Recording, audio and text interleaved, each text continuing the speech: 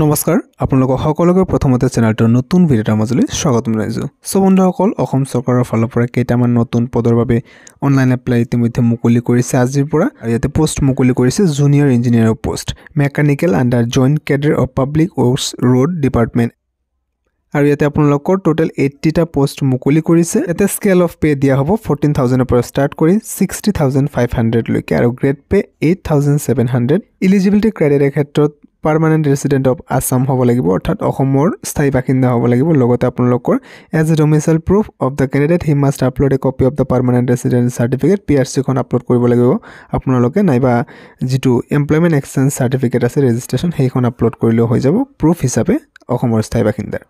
Educational কোৱালিফিকেশ্যনৰ ক্ষেত্ৰত 3 বছৰৰ diploma কৰা হ'ব লাগিব মেকানিকেল ইঞ্জিনিয়াৰিঙৰ ক্ষেত্ৰত। গতিকে যদিহে আপোনালোকৰ কৰা আছে তেন্তে পোষ্টৰ বাবে নিশ্চয়কৈ এপ্লাই কৰিব পাৰিব। আৰু ডিপ্ল'মাটো কৈছে ৰেগুলাৰ মোডত হ'ব লাগিব। Diploma course obtain through distance mode of the education by what ever name called will not be accepted. ইংৰাজীৰ লগতে আপোনালোকে ইয়াতে অফিচিয়েল লেংগুৱেজ যিকোনো এটা জনা হ'ব লাগিব, অসমীয়া নাইবা বেংগলী নাইবা বড়ো লেংগুৱেজ জনা হ'ব লাগিব। Except candidate belonging to Karbi Anglong Autonomous Council and Dima Hasao Autonomous Council, Dima Hasao और Karbi Anglong और बाहिरे।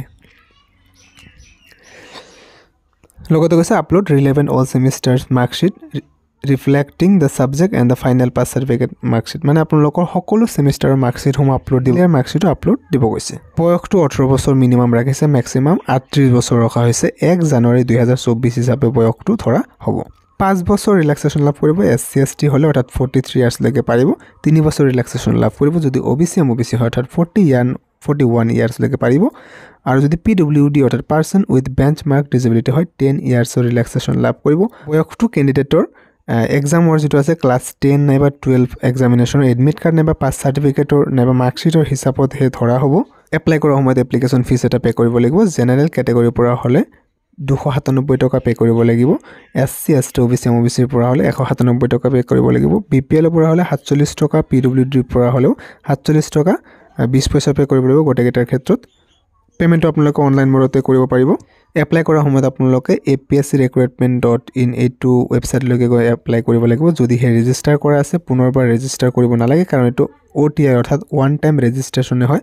আপোনালোকে মাল্টিপল একাউণ্ট থাকিলে কিন্তু আপোনালোকৰ ইয়াতে এপ্লাইটো ৰিজেক্ট কৰি দিয়া হ'ব। গতিকে আপোনালোকৰ যদি আগতে এপ্লাই কৰিছিলে ৱেবছাইটত নাইবা ৰেজিষ্টাৰ যদি কৰিছিলে তেন্তে এতিয়া লগ ইন কৰি আপোনালোকে এপ্লাই নাও অপশ্যনত গৈ এপ্লাই কৰিব পাৰিব। লগতে ইয়াতে কৈ দিয়া হৈছে যে সিলেকশ্যন প্ৰচিডিউৰটো পৰৱৰ্তী সময়ত জনাই দিয়া হ'ব যে কেনেকৈ লোৱা হয়। অবভিয়াছলি প্ৰথমতে আপোনালোকৰ ইয়াতে ৰিটেন এক্সাম নিশ্চয়কৈ হ'ব। তাৰপিছত ইয়াতে এক্সাম জনসমূহ চাওক কি কৈছে যে শিলচৰ আছে আৰু ইয়াতে আপোনালোকে হাইলাকান্দি, কৰিমগঞ্জ, কাছাৰ এইকেইটা ডিষ্ট্ৰিক্ট চাব পাৰিব আপোনালোকে। তাৰপিছত যোৰহাট আছে, গোলাঘাট, ডিব্ৰুগড়, যোৰহাট, মাজুলী, চৰাইদেউ, শিৱসাগৰ, তিনিচুকীয়া এনেকুৱা আপোনালোকৰ। তাৰ লগতে নগাঁও আছে, তেজপুৰ আছে, কোকৰাঝাৰ আছে, গুৱাহাটী আছে আৰু প্ৰতিটো জনৰে কোনবিলাক ডিষ্ট্ৰিক্ট কভাৰ কৰিছে সেইবিলাক ডিষ্ট্ৰিক্ট দিয়া আছে। আপোনালোকে এপ্লাই কৰোঁতে কোনটো জোন চিলেক্ট কৰিব, আপোনালোকৰ ডিষ্ট্ৰিক্ট কোনটোত আছে বা ওচৰৰ কোনটো সেই হিচাপে চিলেক্ট কৰিব পাৰিব। আপোনালোকে ইণ্টাৰভিউৰ সময়ত কি কি ডকুমেণ্ট ল'ব লাগিব এইটো চাওক, যে আপোনালোকে নিজৰ সকলো অৰিজিনেল ডকুমেণ্টসমূহ অৰিজিনেল ডকুমেণ্টসমূহ ল'ব লাগিব। তাৰে লগতে সেল্ফ এটেষ্টেড কৰি জেৰক্স কপিসমূহ ল'ব লাগিব।